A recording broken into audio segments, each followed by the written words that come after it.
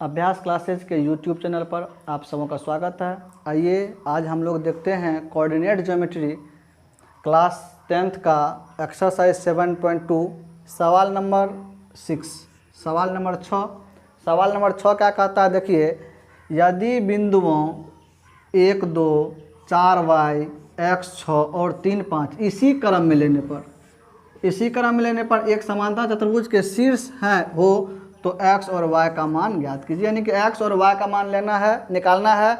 दिया हुआ क्या है, एक समांतर चतुर्भुज दिया हुआ है और समांतर चतुर्भुज के 4 शीर्ष 4 कोण का कोऑर्डिनेट दिया हुआ है। और यहाँ कहता इसी क्रम में लेने पर, इसी क्रम में लेने का मतलब हुआ यदि चतुर्भुज है, समांतर चतुर्भुज है, तो आप कोऑर्डिनेट यदि लेते हैं तो कहीं से भी शुरू कर सकते हैं आप। ये यहाँ से भी, यहाँ कहीं से भी। लेकिन यदि ए के बाद शुरू करेंगे तो उसका क्रम जो होगा वह सीरियल इसी तरह से होगा। आप कहीं पर ए मानिए और वहाँ से आप क्लॉकवाइज मूव कीजिए या एंटी क्लॉकवाइज मूव कीजिए, कोई फर्क नहीं पड़ता, लेकिन यह सीरीज नहीं टूटना चाहिए। यदि हम यहाँ माने ए या इसके बाद यदि इधर जाते हैं तो बी यहाँ ही होगा, सी यहाँ, डी यहाँ। ऐसा नहीं कि ए यहाँ मान लिए, अब बी यहाँ मान लेंगे, सी यहाँ मान लेंगे, डी यहाँ मान लेंगे, ऐसे नहीं। इसका सीरीज, इसका क्रम नहीं टूटना चाहिए। यदि ए यहाँ है तो यदि आप इधर से आते हैं तो आप बी यहाँ ही में होगा, बी के बाद यहाँ पर सी ही होगा, यहाँ पर डी ही होगा। यानी कि इसके यदि यहाँ 1 2 कोऑर्डिनेट है तो यहाँ पर 4y ही होगा। बी कहने का मतलब मेरा यह, सी कहने का मतलब यहाँ पर x 6x और 6 ही होगा, यहाँ पर 3 और 5 ही होगा। यदि आप इधर से जाते हैं तो यहाँ पर b, यहाँ पर c, यहाँ पर d होगा। ऐसा नहीं है कि आप ए यहाँ कर लिए और बी यहाँ कर दिए, सी यहाँ कर दिए और डी यहाँ कर दिए। कहने का मतलब 1 2 यहाँ है, 4 और y यहाँ दे देंगे और x 6 यहाँ दे देंगे और 3 5 यहाँ देंगे। ऐसा नहीं कर सकते हैं। इनका कहने का यही सेंस है। इसी क्रम में लेने पर हम देखिए इस क्रम में लिए हैं, क्लॉकवाइज टर्म में लिए हैं ए बी सी डी, और इसका कोऑर्डिनेट जो लिए हैं इसी क्रम में लिए हैं। 1 2 के बाद 4y x और 3 5। अब देखिए यहाँ पर डायग्राम में इस तरह से ले लिए हैं। और आप जानते हैं कि समांतर चतुर्भुज के विकर्ण जो है वह एक दूसरे को क्या करती है, समद्विभाजित करती है। यानी कि इसका विकर्ण जो है ए और सी जो विकर्ण है इसका, और बी डी जो विकर्ण है, यह मान लेते इसको क्या करता है, यह पी बिंदु पर काटती है, तो यह क्या करता है, दूसरे को समद्विभाजित करती है। समद्विभाजित करती है मतलब इससे पहले पिछले वाले वीडियो में भी हम बता चुके हैं। समद्विभाजित का मतलब है कि 2 बराबर भाग में बांटती है, और जैसे ही बराबर भाग में बांटेगी तो यह क्या हो जाएगा, पी मध्य बिंदु हो जाएगा। यानी कि पी के बारे में हम 2 तरह से कह सकते हैं। पी जो है वह ए सी का भी मध्य बिंदु है और पी जो है वह बी डी का भी मध्य बिंदु है। यानी कि यदि यहाँ ए सी का मध्य बिंदु पी है और बी डी का भी मध्य बिंदु पी है तो पी का कोऑर्डिनेट हम 2 तरह से निकाल सकते हैं। एक बार ए और सी शीर्ष को लेकर के, और एक बार बी और डी शीर्ष को लेकर के। तो देखिए करते हैं क्या, तो पी जो है वह ए सी का मध्य बिंदु है, तथा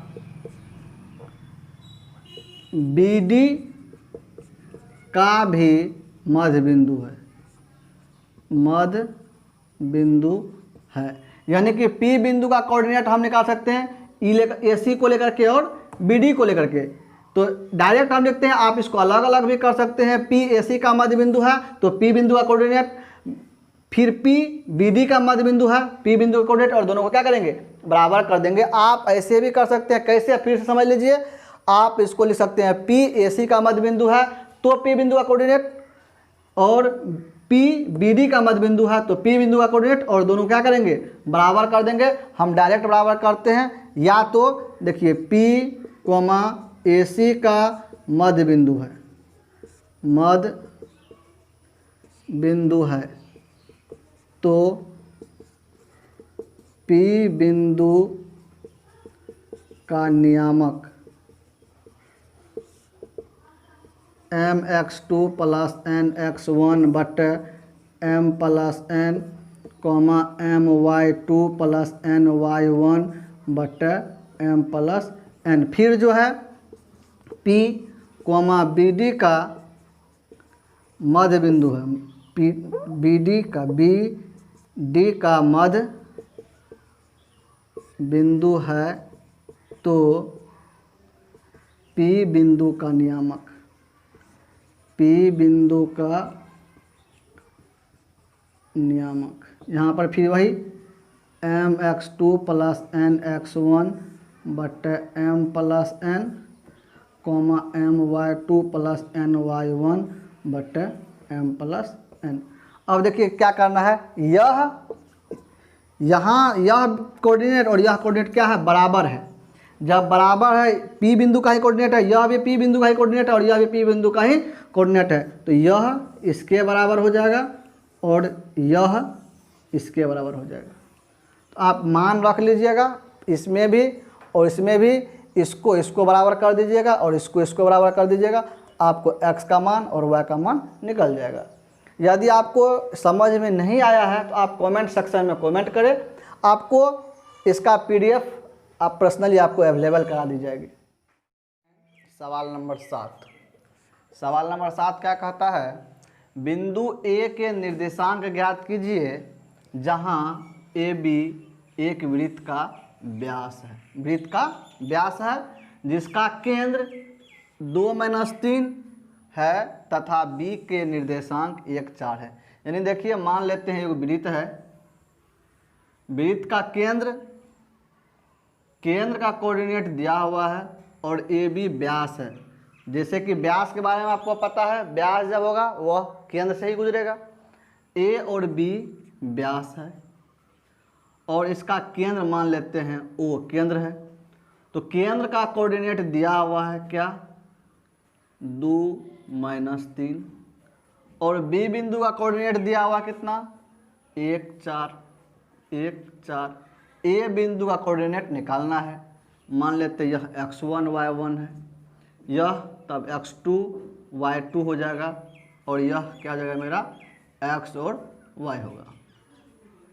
यदि A और B व्यास है और O वृत्त का केंद्र है तो वृत्त के केंद्र से खींची गई त्रिज्या क्या होती है, बराबर होती है, और व्यास जो है वह क्या होता है, त्रिज्या का 2 गुना व्यास होता है। यानी कि O क्या होगा, O से B का दूरी और O से A का दूरी क्या होगा, बराबर होगा। डैट मीन्स यदि O से A और O से B बराबर है, O क्या होगा, AB का मध्य बिंदु होगा। तो देखिए O क्या है, कोमा AB का मध्य बिंदु है, मध्य बिंदु है। अतः O बिंदु का नियामक क्या हो जाएगा, O बिंदु का नियामक क्या हो जाएगा, mx2, या डायरेक्ट O बिंदु का मध्य बिंदु है तो x1 plus x2/2 y1 plus y2/2। Section formula में बताए थे, यदि मध्य बिंदु होगा तो यह m/n बराबर होगा, तो x1 तो O बिंदु का कोऑर्डिनेट क्या हो जाएगा, x1 plus x2/2 y1 plus y2/2। अब देखिए O बिंदु का कोऑर्डिनेट हमको दिया हुआ है कितना, 2-3।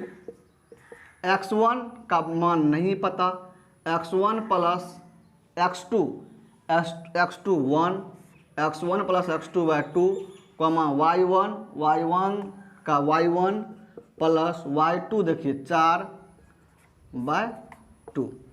अब देखिए यहाँ पर x कोऑर्डिनेट 2 दिया हुआ, तो यह इसके बराबर और यह इसके बराबर, यह क्या हो जाएगा, 2 बराबर x1 प्लस 1/2, क्रॉस मल्टीप्लाई करेंगे तो x1 प्लस 1 बराबर 4, x1 equal to 4 minus 1, x1 बराबर 3।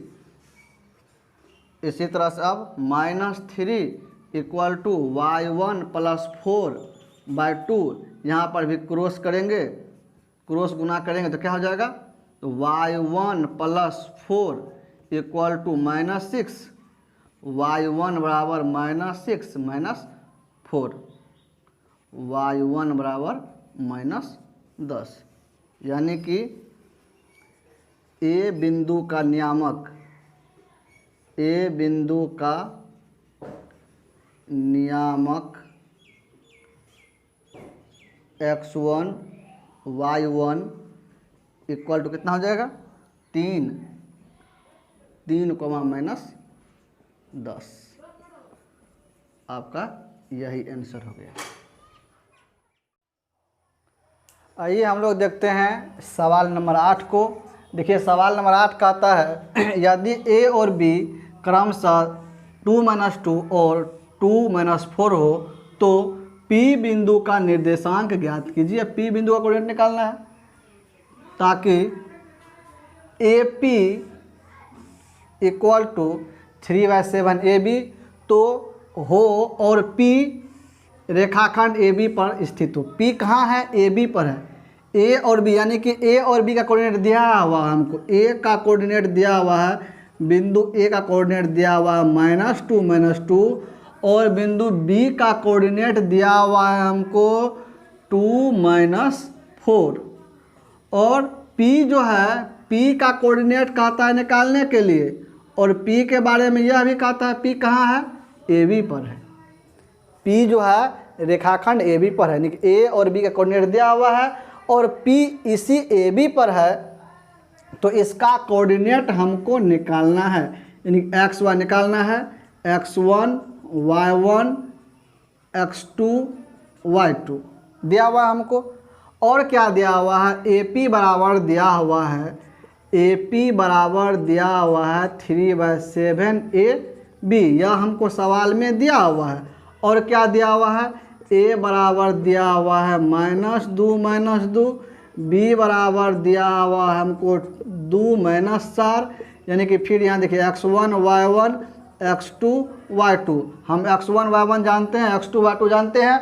P बिंदु का कोऑर्डिनेट निकालने के लिए हमको क्या चाहिए? X1 Y1 X2 Y2 के अलावा M और N चाहिए, M और N चाहिए, जो कि हमको पता नहीं है। M और N कहने का क्या मतलब? हमको चाहिए AP बट्टा PB का अनुपात, लेकिन हमको दिया हुआ क्या? AP बराबर 3/7 AB, हमको दिया हुआ है AP बराबर 3/7 AB और हमको चाहिए AP बट्टा PB, यानी कि M अनुपात N कहने का मतलब क्या हो गया? यह हो गया मतलब हो गया AP बट्टा PB। हमको AP बट्टा PB चाहिए, यही मेरा M अनुपात N हो जाएगा। यानी कि मेरा टारगेट होगा पहले AP बट्टा PB निकालना। तो देखिए AP बराबर दिया हुआ 3/7 AB, तो AP बराबर इसका मतलब हुआ 3AB/7 बट्टा 1 क्रॉस मल्टीप्लाई कर दीजिए, यह हो जाएगा 3AB बराबर 7AP। मेरा टारगेट देखिए AP है, तो AB को हम क्या लिख सकते हैं? A से B को हम क्या लिख सकते हैं? यहाँ से यहाँ तक AB दिया हुआ, इसको हम लिख सकते हैं AP प्लस PB। इस AB के बदले हम लिख सकते हैं 3AB के बदले में हम लिख सकते हैं क्या? AP प्लस PB बराबर 7AP। गुना कर देते हैं, यह हो जाएगा 3AP प्लस 3PB बराबर 7AP। 7 इसको साइड भेज दीजिए या इसी को साइड भेज दीजिए।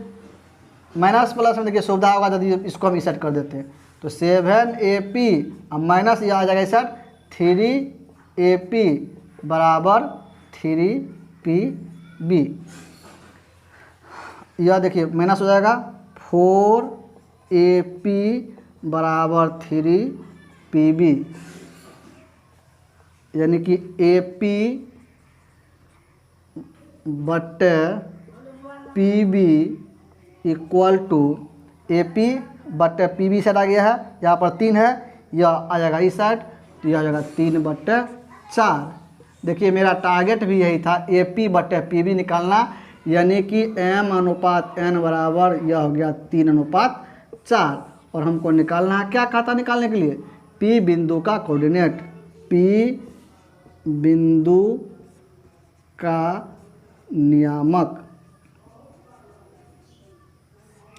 बराबर क्या हो जाएगा? XY बराबर क्या हो जाएगा?